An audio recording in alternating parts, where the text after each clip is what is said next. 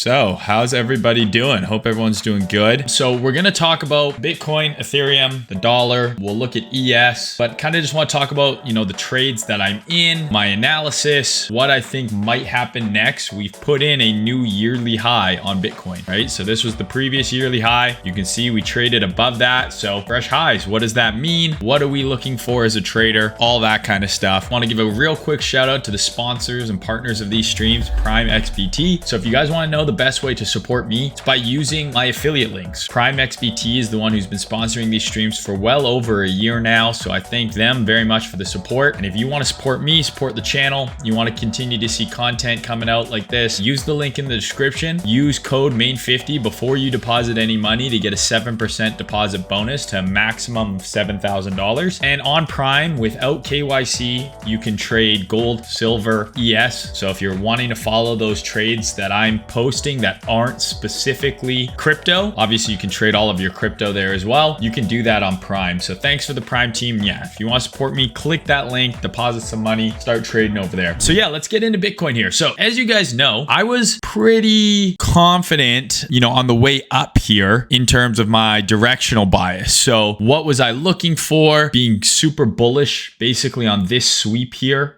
right? We were bullish there. We were targeting up into here. That was pretty clear. So we did well trading this range, being bullish after we reclaimed the range low to the range high. Then we had this big sweep. I was bullish for another leg up to 28 to 32K. But we've been pretty consistent about being a bull here for the last couple of months. Well, a lot of people were unsure. Yeah, we took a couple of shorts, but for the most part, we've been focused on longs. This last little consolidation is where things got a little tricky because I kind of had conflicting signals, right? We were coming up into this high time frame resistance area. We had a range high sweep and a range low sweep. So I was kind of torn on whether or not we were going to continue up or if we were going to see a larger pullback to the downside. So my ideas and my thesis around what was going to happen here was a little bit indecisive, and that's okay. That happens sometimes. Sometimes you're unsure of your directional bias, and maybe that means that you shouldn't be in a trade right now. So generally, when I'm trading, the first thing I like to figure out is what is my high time frame bias, my high time frame draw on liquidity. So where do I think the high time frame trend is going to go to next? Are we expanding, going up, or are we contracting, going down? Are we breaking out, or are we breaking down? Are we going up or down? That's the first thing you kind of want to figure out. So when I talk about trading checklist, I always say, hey, it's got tick all the boxes, right? I always talk about this checklist. The first one is this, right? Where is my draw on liquidity? What direction is my bias? Do I think that the high time frame is going up, or do I think that it's going down? Because once you figure out what direction you believe the high time frame is going, all of these other points on the checklist, the lower time frame trade signals, or the lower time frame analysis, it's all based upon the draw on liquidity. So if I'm bullish for my draw on liquidity, so if I think this is up, now on the low time frame, I'm going to want to find a high time frame PD array. So what are those? Order blocks, breakers, fair value gaps, things like that. I'm going to be looking for that high time PD array, usually at the discount of the range. And if my bias is up, I'm looking for bullish order blocks, right? Bullish breaker blocks, things like that. If I'm bullish, I'm not looking to get long in a bearish OB. That just doesn't make sense. So that's what I mean by the high time frame bias and draw on liquidity. That's the first thing you kind of need to figure out. And then you go down the list. Okay, now I need to find my high time frame area of interest. So if this is my range, and I think ultimately we trade up from here, I'm going to want to be looking in the bottom part of this range for an order block or a breaker or something of that nature. And then when price ends in a discount, right? This is your premium. This is your discount. Then I will zoom in here. And now I'm going to look for my low time frame pattern or entry trigger, however you want to get in. Is that an over under? Is it an SFP? Is it a breaker? Is it another order block, right? And then is the risk reward good? All those things come into play after you figure this out. Because if I do not have my high time frame bias, I don't know what I'm looking for or where I'm looking for it. So it's super important to find that high time frame bias first. And sometimes it's not that obvious. Usually the rule of thumb is, where was the last place that price ran liquidity? We're probably going the other direction, right? So that's why this one was so easy. When we had this run, okay, we just ran a major weekly swing low. Where's the next most likely draw on liquidity? Probably to here. Same thing here. We just ran a major low and broke back inside. Where's probably the next draw on liquidity? Probably up at the range high, right? So that's kind of how you got to think of it. But in this area, it was a little tricky because there was the run on the high and a run on the low. And the reason I ended up initially going with shorts. So I shorted this candle here. You can go see it in Telegram there. We shorted this candle here and I was targeting a move back to the lows because we ran the low, then we ran the high. I'm like, okay, I think we run the lows again next, right? Because that's all price can do. Can either go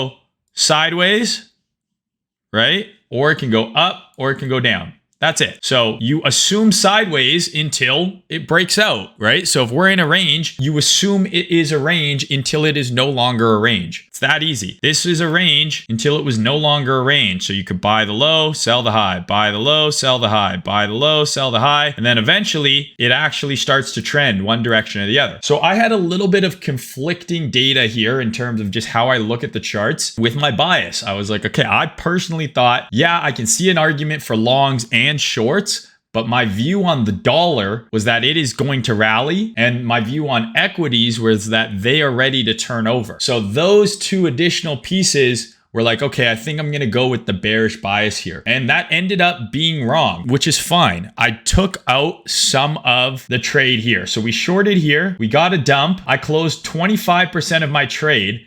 And once we SFP'd this on the 12-hour, I probably should have closed the rest of my trade simply because this is a strong signal that, hey, there's buying interest down here. We probably are going higher, right? We just ran a high. Now we just ran a low again. Probably trades back up, but I didn't. Wasn't trading over the Easter long weekend really very much. So I probably could have closed the rest here. I closed 25%. And then when we had this 12-hour sweep, I probably should have closed the rest, but I didn't. I let it ride. And effectively, I got stopped out of the remainder today.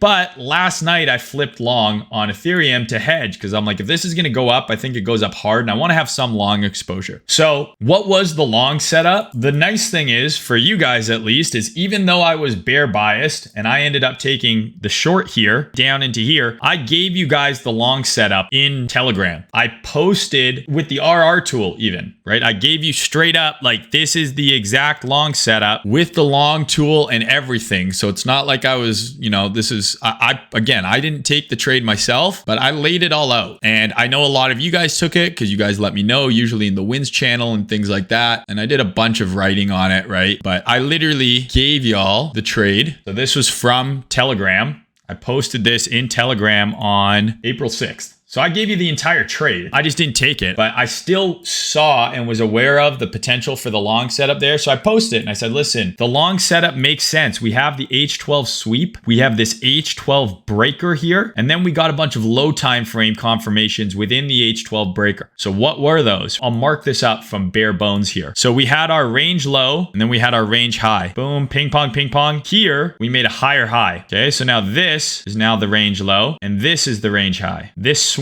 We have a 12-hour bullish breaker right here. The up candles before the down move that took out stops. So we have a bullish 12-hour swing. Remember that checklist I was just talking about? Bias. Okay, well, we have a 12-hour swing that's bullish. So your bias should be up. High time frame PD array, breaker blocks, OBs, etc. Here's your high time frame PD array. You also have a bullish SFP within this high time frame PD array on the 12-hour chart. So that's check one. Check two. Now, low time frame trigger. Did we get the low time frame trigger, right? Within the 12-hour sweep. So within this 12-hour sweep, we got our initial push up. And then I had marked out this candle. And I said, hey, okay, we got our breaker here, up here, break in market structure, up candle for the down move that ran the low. And then within all of this, right? So within the high time frame OB with our bull bias, do we get a low time frame trigger? Absolutely. One sweep here, another sweep here, another sweep here, all within the context of the high time frame being bullish, high time frame PD array, low time frame trigger. So you had multiple confluences on the chart, and I posted these the entire time on Telegram. Like if you go through my Telegram channel, even though I was in the short, I posted about the long, I posted about the long trade over and over and over again. And you can see we got multiple sweeps, and I explained what I call stacking, right? So you see multiple low time frame setups forming within the larger high time frame setup, and then eventually we got the expansion and the target being the range high. Where did this setup form? Here is your range low, here is your range high. Look where the setup occurred, right in that sweet spot, right in the discount of the range. So I posted a video on YouTube about this. It was an excerpt from a stream, right? I'm trading a range that I think resolves upward. I think eventually we trade out of the range to the upside. I want to be longing, right, in the lower part of the range at a discount. That's what you're seeing here. Here's your range. There's your 50. There's your move into the discount. And then all of those other confluences stacked on top of there played out. High time frame PD array, directional bias, blah, blah, blah. If I was in that long, I would have taken some profit here for sure. I mean, it already hit 3R based on the setup I posted going into this high. This is last month's high. This is the former yearly high. We just swept the level. So I would take some profit on that move above that high at least, or de-risk a little bit by adjusting your stop to break even. That's just me. Obviously, it's your trade. Do what you want. But it looks good now, right? I mean, basically, if we're looking at this with a fresh analysis here now, we have a potential new swing forming depending on how this candle closes. So we are still within this range here, but if we close above here, then we will have a new range from here to here. Then what would we be doing? We'd probably be looking to potentially buy some sort of retrace into this range for another leg higher. Still not confirmed yet though. We're still within this structure. We've run the high. Now we need to see if we're going to break out of the high, then we have new structure, or if we're going to remain within this structure. But for now, it looks pretty good. This looks like a bullish move. It looks like we just went sideways for a few weeks here. A lot of people wanting the long down here, never got it. And now it looks like it might just be ready to rip and trade higher. So I think it looks bullish right now. And I think the bulls are in firm control. You know, we do have resistance over here, but to me, I think the obvious target is up into these highs here next. Assuming this continues to break out and continues to show strength, this would be the next target. The only thing I think that would change my mind on this trading higher, well, a few things. One, if we SFP here, that's the first thing you're going to want to watch, right? If we put in a daily SFP here, probably get a bit of a pullback. And really, if you take your tool and you say, okay, here's kind of our, effectively this consolidation is here. If we're going to pull back, you do not want to see any sort of sustained price action back below these highs. We can come down here for a retest. We can come down here for a little bit of a dip, but then you want to see it move away. If we fall back into this prior range here, then this starts to look like a deviation. Then it starts to look not as exciting. If this is really bullish, it should not pull back super deep. It should not spend too much time below that previous range high. If this is really bullish, right? Ideally, when we have a big long consolidation and we break out, we want to see it continue to rip. We don't really want to see it sputter back into the range, because that then opens the door for a potential deviation. If this is strong, there shouldn't be a lot of time for you to get on board. Right? Like if this is a strong breakout, we shouldn't expect it's going to give you that perfect deep retest that you want. It might, but ideally, if you're looking for strength, you want to see this continue to be strong, continue to trade up. Yes, it can consolidate. Yes, it can pull back a little, but you don't really want to see it fall back into this old range if this is a very strong move. I want to see it move away. I want to see continued pressure to the upside, not giving late bulls chances to pile in, right? Make them chase at higher prices. Just like here, right? When we had this big breakout, here, we consolidated, broke out, never really gave a retest, consolidated, broke out, didn't really give that deep pullback. I'm sure a lot of people, when this happened, when this move have happened. They wanted to long down here, right? They want to long back here. It's what a lot of people probably wanted, right? So we'll see. Let's look at Ethereum now. Okay, so Ethereum, I thought Ethereum was a lot clearer in its bias, right? And I posted about this and we talked about this in last stream. I said, this is a lot cleaner to me. We have a very clear bullish range on Ethereum. I'm like, this looks way cleaner than Bitcoin. Bitcoin was a little bit tricky because it was kind of more like this. Ethereum, we have a very clear low, brand new, fresh high here. So you have a clear 12-hour range here on Ethereum.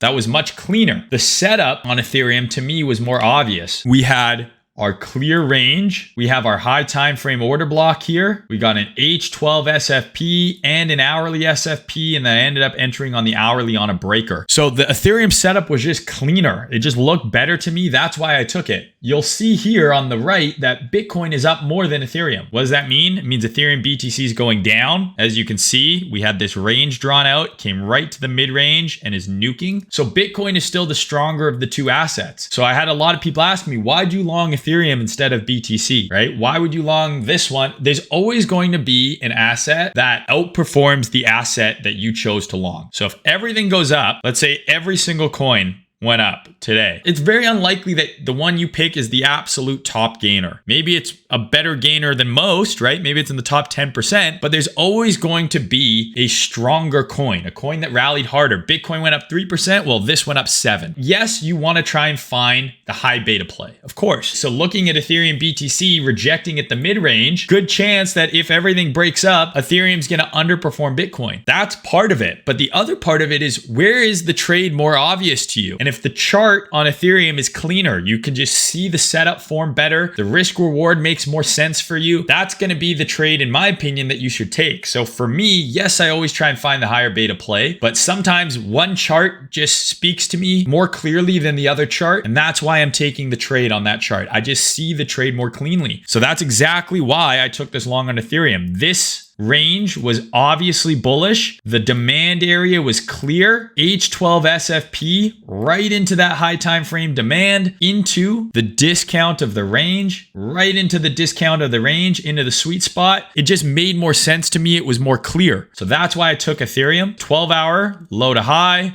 order block, SFP. We zoomed in on the hourly, and I took this as a hedge simply because I was short Bitcoin, and I said, listen, I'm short Bitcoin and I wanted to see how things opened. And when I woke up initially, stocks were down and the dollar was up, and I was like, okay, maybe Bitcoin rolls over. Went back to bed, woke up again, dollar was still up, but stocks had bounced back and Bitcoin was breaking out. So I knew that if we were going to go up, I wanted to have some long exposure. So I hedged my Bitcoin short by longing Ethereum. And now I've been stopped out of my short, but I have a long entry on Ethereum from like 1850, right? So yeah, I lost money on the short, but I mitigated, I hedged some of that loss by being long on Ethereum. So the setup was pretty straightforward, right? 12-hour range. Here's your 12-hour SFP. Here's an H1 breaker. We also had an H1 SFP right here. Multiple pieces of confluence. I ended up putting my stop super loose. I gave you guys the exact setup. Entry here, stop here, target here. Could you have had your stop below the breaker? Sure, but look what happened here. That could have wicked you out. If your stop was directly below the low of the breaker, you got stopped out, or probably stopped out here as well. If you didn't get stopped out there, you probably got stopped out there. I personally have been, especially in crypto, stopped out a ton by having a super tight stop below a breaker or an order block. So usually if I'm going to put it below the breaker or the order block, I'll leave a little bit of wiggle room for instances like this, or I'll use that stop run candle. I probably could have had my stop even a little tighter at this H1 raid here, because the breaker, yeah, like we can come through here, bang, we can trade a little bit below and it's still a valid breaker, right? Same with an OB. We can have wicks below and it's still valid. Really what you want to watch is where are the candles closing? The candles are closing within the zone still, but sometimes you get wicked out. I find this to happen more in crypto than in other places. So I could have probably had my stop here, but I had my stop loose, and this is extremely safe in my opinion. Why? Because my idea is 100% wrong if we go below here. There's no way that I'm right. Whereas below here, I still think I could have been right. Where's your idea wrong? That's where your invalidation needs to go. This was a high time frame sweep into that high time frame demand. All those other pieces of confluence we talked about, the bullish range, etc. It's wrong below here. 100% we are wrong below here. So that's why I put my stop there. And you can see this is now looking okay. Again, yes, this is lagging Bitcoin. Ethereum BTC looks like shit, right? So I talked about this price swing here from here to here. I said we're due for a bit of a retrace. We retraced right into the 50% and now we're eating massive shit. That's why you're seeing Bitcoin up almost twice what Ethereum is today. This chart right here. I don't care though, because if I can get my 3R trade out of here, a 3R trade on Ethereum is worth just as much as a 3R trade on Bitcoin because your R is the same amount. And the Ethereum setup was just cleaner. So my Ethereum trade is here. I literally posted the full setup in Telegram. Stop, entry, target. There was no ambiguity. I posted it with the risk reward tool. Can't do much more than that. Initial target is going to be this market structure high here. Would likely take some off on a move above this high. And similar to Bitcoin, right? We want to see this move continue. If we break out, I want to see this continued. I want to see continued strength. We come up here and we just sweep up here and then break back inside. That will give me cause to potentially close the rest of my trade or,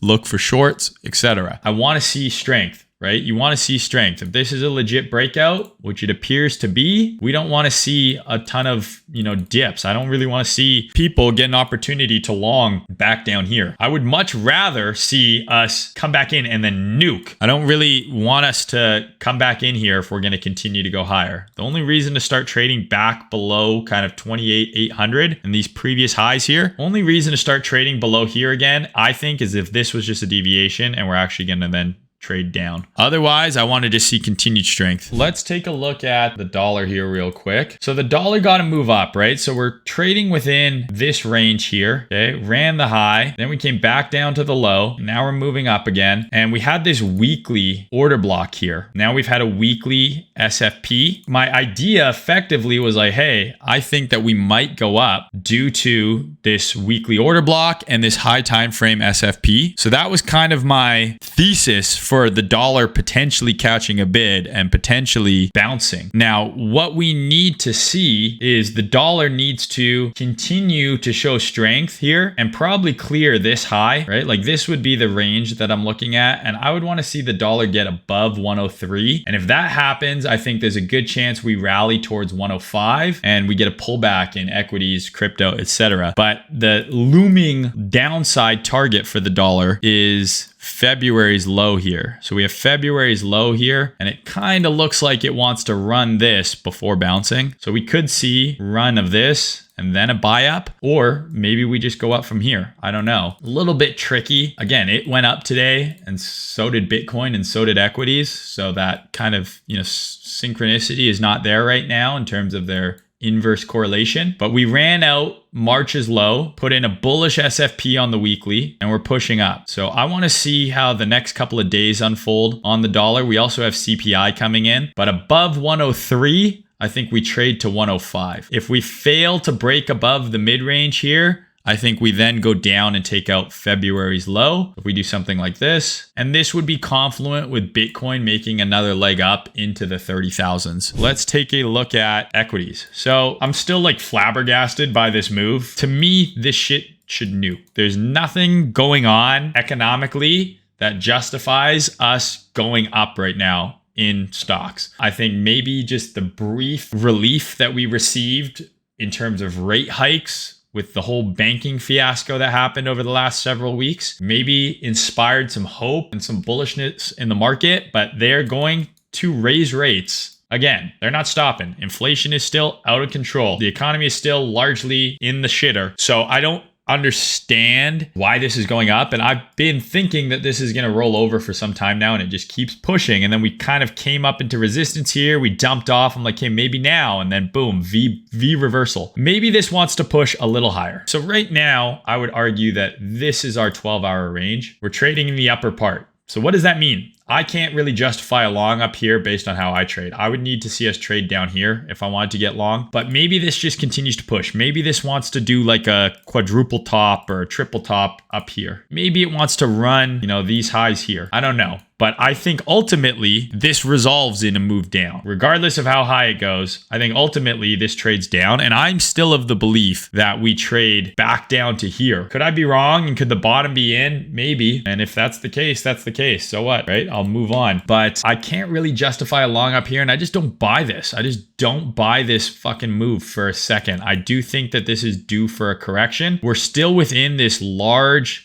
kind of weekly trend right here, right? So we're still within this weekly trend and we've ran the highs. I still think that this needs to trade lower, but I could be wrong. Anything could happen, but I just don't fucking buy it. And that's part of the reason why I was hoping for Bitcoin to pull back to, here. I still would buy down here if we came down here, right? This weekly breaker, 25.2 and a little bit below here. I would still love to buy down here, and stocks would need to eat shit and dollar would need to pump for that to happen. But that might not happen. We might just go up from here. And that's okay. This is what I mean, right? Like a strong trend, leg up, consolidate, leg up, consolidate, leg up, right? It doesn't give you that deep retracement that you want to get in line for the next long always. Sometimes it does. Like here, it gave you a pretty deep retracement, but it happened very quick and it was bought up immediately. Maybe something similar happens here. Quick wick down and then goes up again. I don't know, or it could just go sideways and just go from here. This is the sideways, and now it's just going to leg up again, and everyone who was waiting with bids down here never get filled. But I was hoping that this was going to roll over down there so I could obviously long. And I was hoping that this would roll over as well, but it just isn't doing that right now. So we'll wait and see. I don't really have a super clear bias. I cannot long here. I don't really have a long signal. You could argue that this is an SFP on the 12-hour, but I don't really have a long signal here because we're within the upper part of this range. So I don't really want to long here. I'd have to wait till it comes lower or wait for it to break out and then find the next range to play in. But we're still within this larger weekly bearish range, this high to here, and we're at the upper part of it. So I personally can't really long up here. It's just not within my rules and my system. Doesn't mean that we can't go up from here. We absolutely can. But if we go up from here, I won't be in. But then if we put in a new range, then I can look to long some sort of dip on that range, right? You can mark out your range and you say, okay, I'm going to long in the lower part of the range, and it just never comes down there. Sometimes that happens. You're not always going to get that deep retest for you to get involved and then for the move to happen. So you got to be prepared to miss the move. That's going to happen a lot, and it's okay. All right. So ES, I still think is bullshit and a scam, and it can go fuck itself, but it's failing to sell off here, right? So it's failing to sell off, took out Friday's low, reclaimed. We're pushing up. So we'll have to see how the next few days come. We have CPI on Wednesday, so there could be some fuckery. But yeah, I don't really have a good view on this. To me, just looking at this on the hourly, this needs to correct. Doesn't mean it will. The markets can stay irrational longer than you can stay solvent, right? So just because I think it needs to correct doesn't mean it has to, and doesn't mean I should just short and hope it dumps, because it can keep going up. So I don't have the best view on this, but yeah, we'll have to wait and see. I still think is bullshit and a scam, and it can go fuck itself. I'm gonna just delete this. That's when you know you've gotten something wrong or your analysis is incorrect, is when you delete all the lines. That's how you know. You delete all the lines, you concede. All right, you fucking got me. You fucking got me, you fuckers. Main, I'm trading and losing money. Try not being bad. Try making money instead. Would love to figure that out. I don't think you're entitled to that money. I think that'd be kind of crazy. I don't really know what you mean. Yeah, I mean, listen, I don't know